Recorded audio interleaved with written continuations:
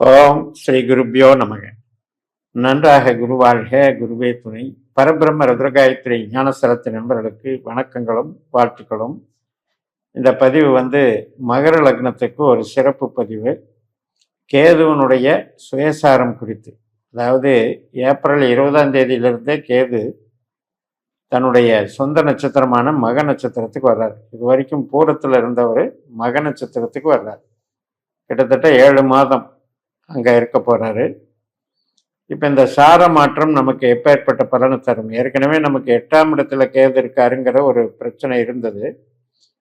But சுக்கரனுடைய நட்சத்திரத்தில் இருக்கும் பொழுது அது தொழில் சார்ந்த விஷயங்களுக்கும் கொஞ்சம் ஆதாயமாக இருந்தது.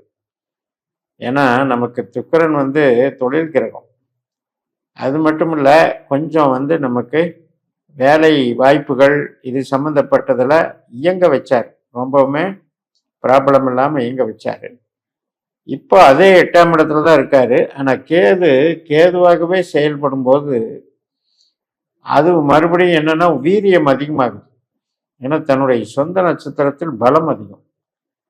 அப்ப வேலை சார்ந்த விஷயத்துக்கு ஓரளவுக்கு நமக்கு வளர்ச்சியை கொடுத்தாலும் கூட இந்த புதன் மாதிரி செயல்படக்கூடிய கேது அப்படிங்கிறதுனால நமக்கு அந்த கடினத்தன்மை அப்படிங்கிறது விலகாது.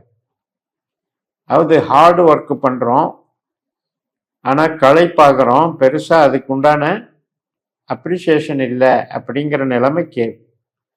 நீங்கள் மகர லக்னத்தில் யாருக்கெல்லாம் கேது திசை, கேது புத்தி, கேது அந்தரம், இவங்களுக்கு மட்டும் நீங்கள் இந்த பலனை எடுத்துக்கோங்க. எல்லா மகர லக்னக்காரர்களுக்கும் தேவையில்லை. இதை நினைச்சு ஒரி பண்ண வேண்டிய அவசியம் இல்லை.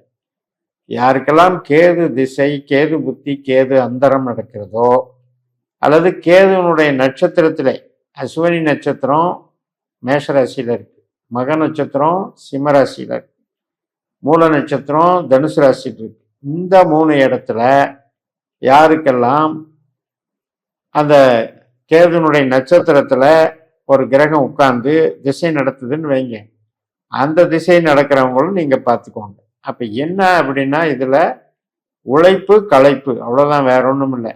உழைப்பு இருக்கு, இல்லைன்னு சொல்ல வரல. ஆனா கஷ்டப்பட்டு உழைக்க வேண்டியிருக்கு. ரொம்ப தாமதமாகுது, பலன் கிடைக்கிறதுக்கு தாமதமாகிறது. நிறைந்த வேலை, குறைந்த சம்பளம். அப்ப எதிர்பார்ப்புகள் வீணா போகுதுல்ல, அந்த ஒரு பிரச்சனையை கேது கொடுக்குறாரு. இப்போ வேற திசை நடக்கிறவங்களுக்கு ஒரு ப்ராப்ளம் இல்லை. உங்களுக்கு ராகு திசையோ, குரு திசையோ, சனி திசையோ, எந்த திசை நடந்தாலும் நீங்கள் அதை பற்றி கவலைப்பட வேண்டியதில்லை.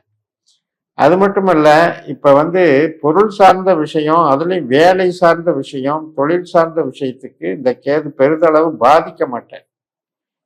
அதிக ஒர்க்லோடு தானே ஒழிய பாதிப்பு கிடையாது. ஆனால் உறவு சார்ந்த விஷயத்துக்கு மனம் வலிவேதனையை அனுபவிக்கக்கூடிய ஒரு அமைப்பு இருக்குங்கிறத மறந்துடக்கூடாது. ஹெல்த்து கவனமாக பார்த்துக்கணும். அது சிம்ம வீடு, நமக்கு 8ஆம் வீடுங்கிறது சிம்ம வீடு.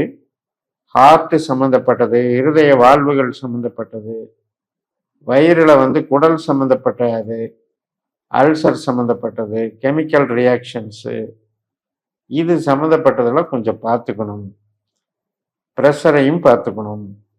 ஏன்னா நமக்கு நோய் கிரகம் அப்படிங்கிறது 6ஆம் அதிபதியும் புதன் தான். அப்ப அதனுடைய தாக்கமும் இங்க இருக்கும். ஓரளவுக்கு நீங்க மருத்துவத்தை பார்த்துக்கிட்டே இருந்தீங்கன்னா ஒன்றும் ப்ராப்ளம் இருக்காது.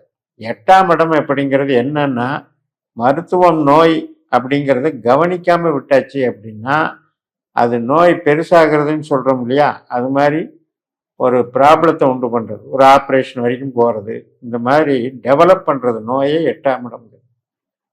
அதே நீங்கள் சிகிச்சை எடுத்துக்கிட்டே இருக்கேன், அதுக்கு உண்டான செலவுகள் பண்ணிகிட்டே இருக்கேன், மருத்துவம் பார்த்துக்கிட்டே இருக்கேன்னா அது அப்படியே அது பெருசாக பாதிச்சிடாது. அதே மாதிரி தான் உறவுகளில் ஏற்படக்கூடிய வழக்கு.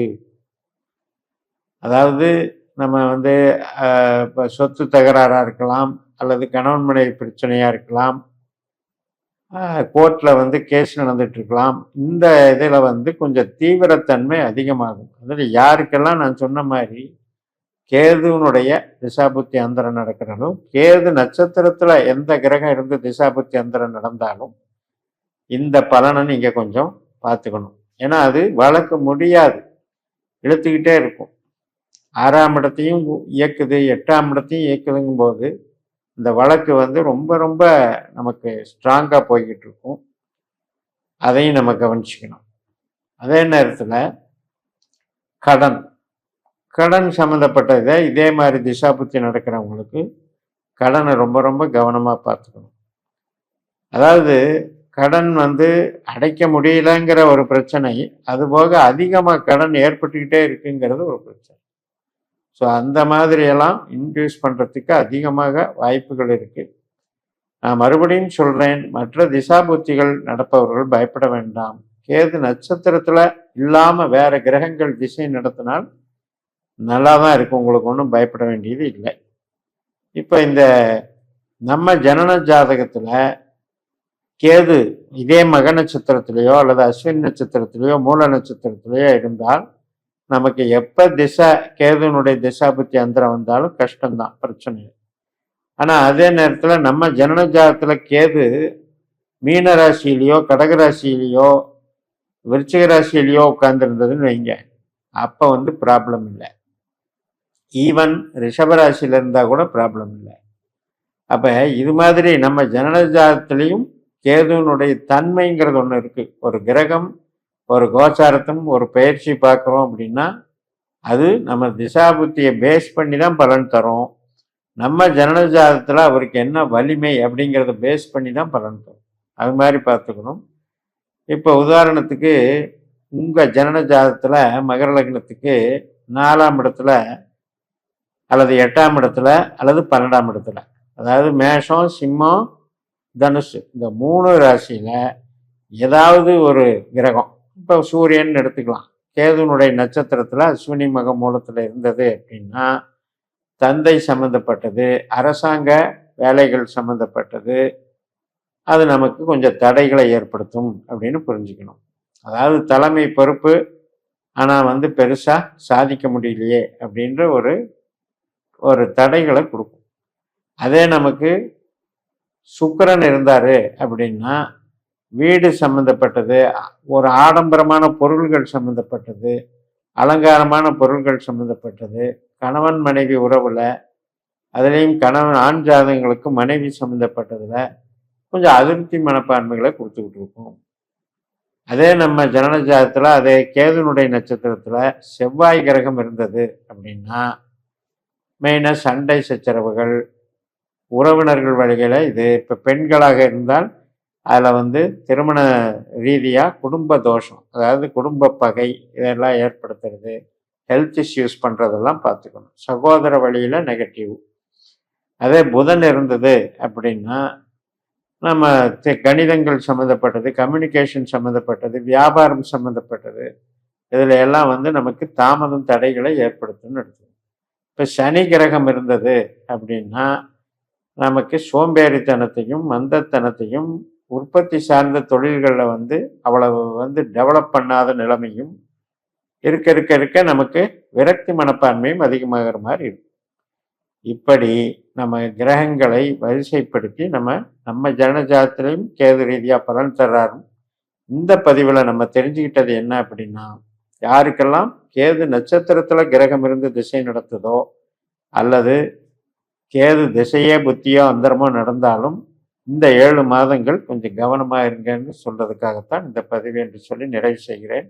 இந்த சேனலை சப்ஸ்கிரைப் பண்ணி ஷேர் பண்ணுங்கள். உங்கள் தனிப்பட்ட ஜாதக பலாபலன்களை என்னுடைய வாட்ஸ்அப் நம்பரில் தொடர்பு கொண்டு பலன் பெறுங்கள். உங்களிடமிருந்து விடை பெறுகிறேன். உங்கள் ஜெயம்எஸ். நன்றி, வணக்கம்.